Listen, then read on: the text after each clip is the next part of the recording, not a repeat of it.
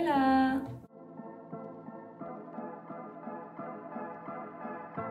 J'espère que vous allez bien. Aujourd'hui, je suis très contente de vous retrouver dans une vidéo un petit peu plus positive que la précédente, que je vous mets dans le petit juste là si vous voulez la voir. On repart sur des bons pieds et je suis revenue aujourd'hui avec une vidéo sur les différences entre Malte et la France. Ce sont des différences que moi j'ai observées de mon côté.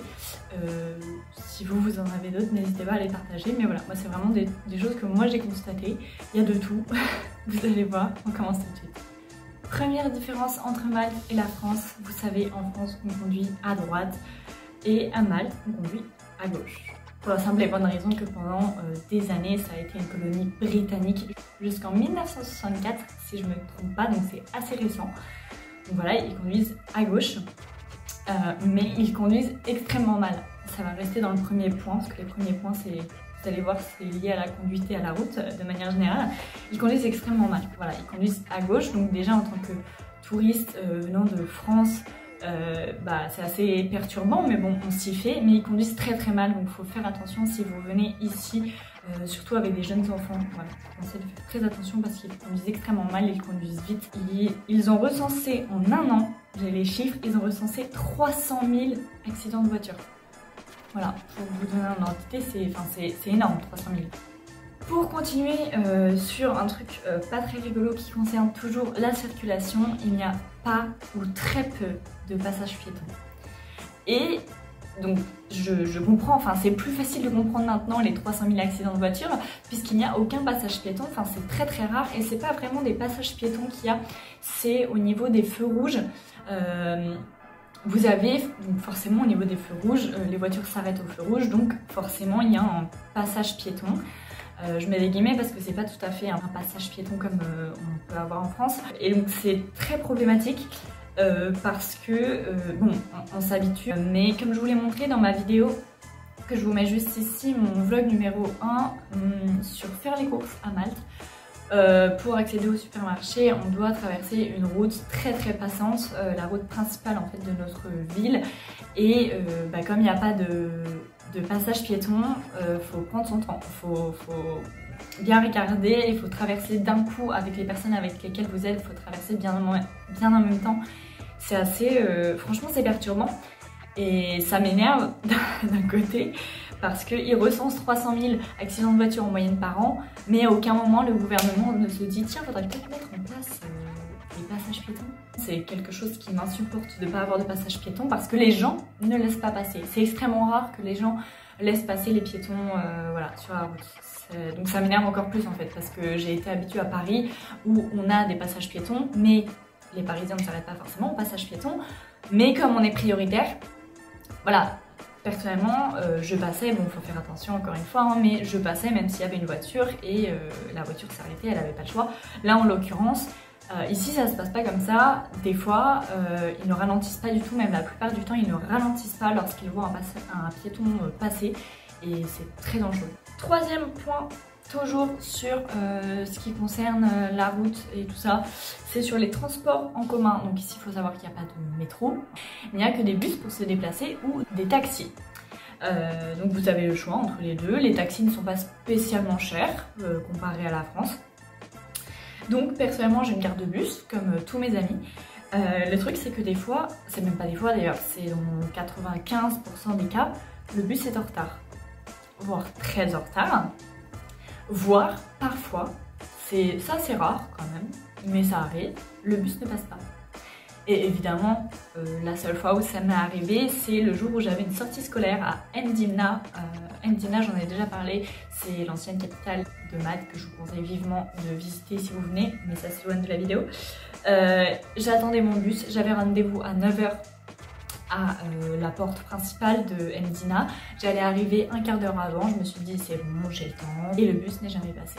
Le jour où vraiment j'avais une contrainte horaire. Du coup j'ai dû prendre le taxi toute seule, 21 €, ça fait très mal. Et en général on divise avec par le nombre de personnes qu'on est dans le taxi, et en général avec mes amis ça revient pas à trop cher lorsqu'on divise. Mais là du coup j'étais toute seule et ça m'est revenu à très cher. Donc voilà, ce n'est pas un cliché, j'en avais déjà entendu parler et je l'avais déjà constaté par moi-même la première fois que je suis venue ici, que les bus étaient en retard.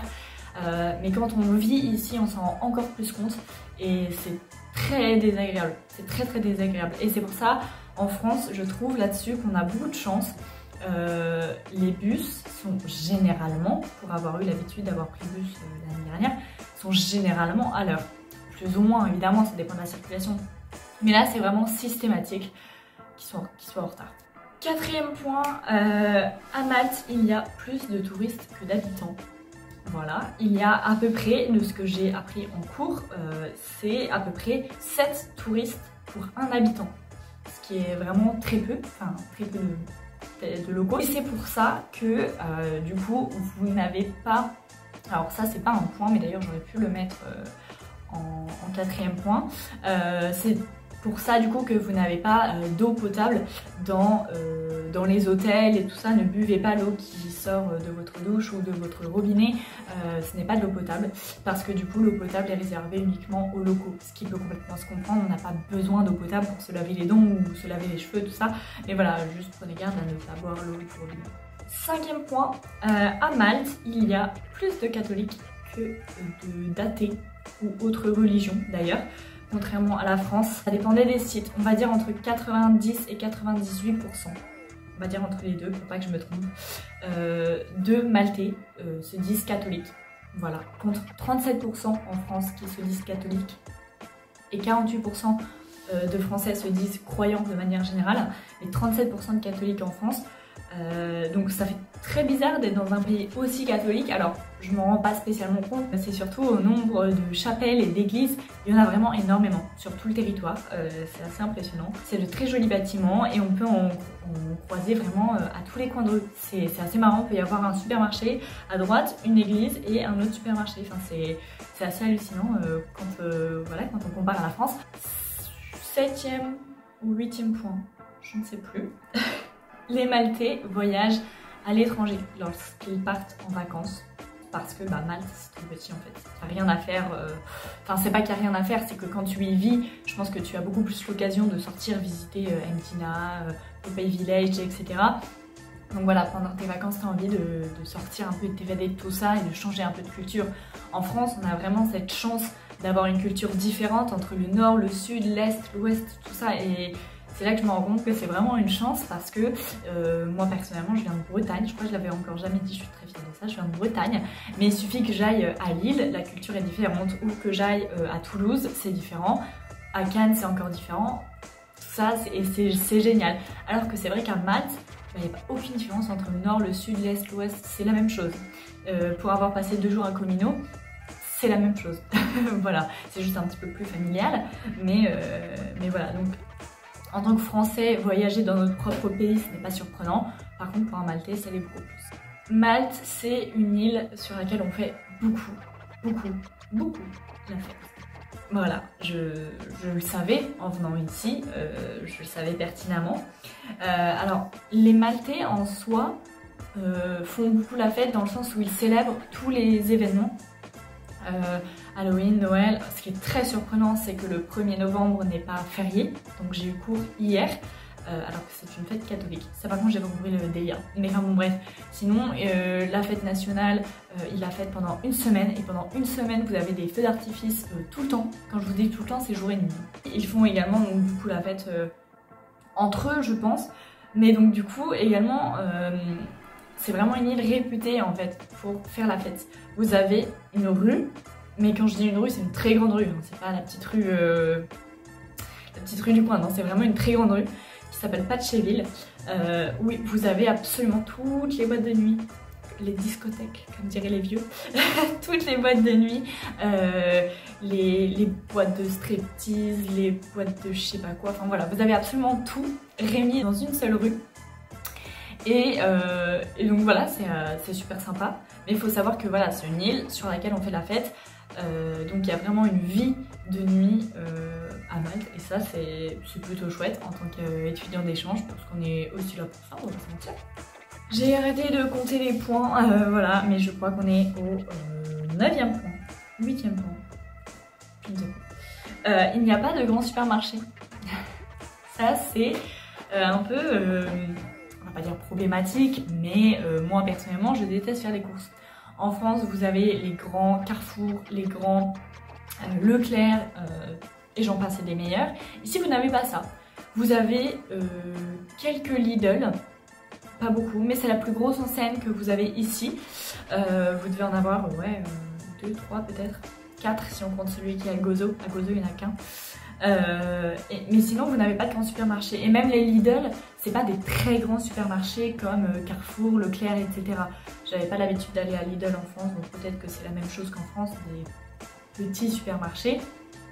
Et donc c'est un peu pénible parce que, comme je vous le disais, moi je déteste faire les courses. Donc du coup, si je vais à Lidl, je vais pas avoir tous les produits dont j'ai besoin.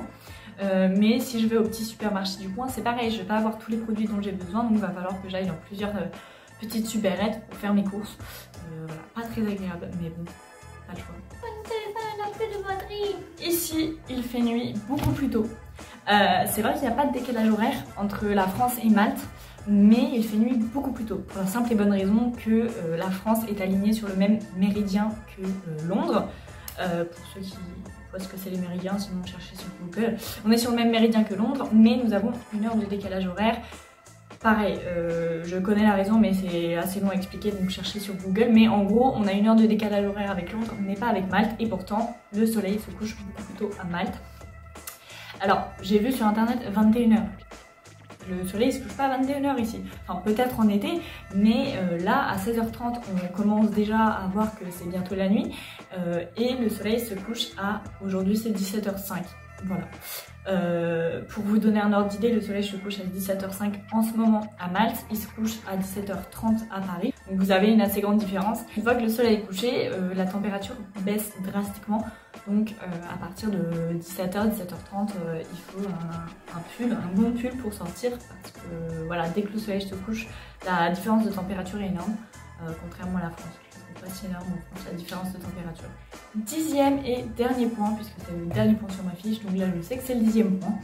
Les étudiants d'ici font généralement que 3 ans d'études, dans le sens où on voit de plus en plus en France des étudiants faire 5 ans d'études pour avoir un master 2. Mais ici c'est vrai que c'est très commun de s'arrêter au bac plus 3 en fait. Et donc j'ai été un peu surprise parce que c'est vrai que moi actuellement je suis en bac plus 5 en France. Ici du coup je suis des cours avec des 3e années et des 2e années. Et moi je me suis dit mais 2e année, il y a quand même une sacrée différence entre 5e et 2e année. Je parle pas en termes de difficulté de cours, mais simplement entre... moi j'ai 22 ans et en 2e année on a 19 quoi. Mais en fait non, c'est très commun ici qu'ils ne fassent que en bac plus 3. Encore une fois je mets des guillemets parce que bac plus 3 c'est pas des études courtes, mais c'est vrai que voilà, moi j'étais pas habituée et donc je me retrouve avec une personne qui va avoir dans ma classe 18 ans en fin d'année. J'en ai 22. Voilà. J'ai demandé et c'est assez rare qu'ils aillent jusqu'au master 2. C'est vraiment si vous voulez vous spécialiser vraiment dans quelque chose que vous allez jusqu'au master 2, mais globalement tout le monde s'arrête au bac plus 3. J'en ai fini ici avec ces 10 points de différence entre la France, Malte, la France. C'est une vidéo assez sympa à écrire parce que c'est vrai qu'on apprend pas mal de choses et en fait c'est des petites choses qu'on relève de jour en jour, des différences culturelles, etc. Donc voilà, j'ai beaucoup aimé faire cette vidéo. On se retrouve très vite pour la prochaine. Je vous fais des bisous et je vous dis canabo.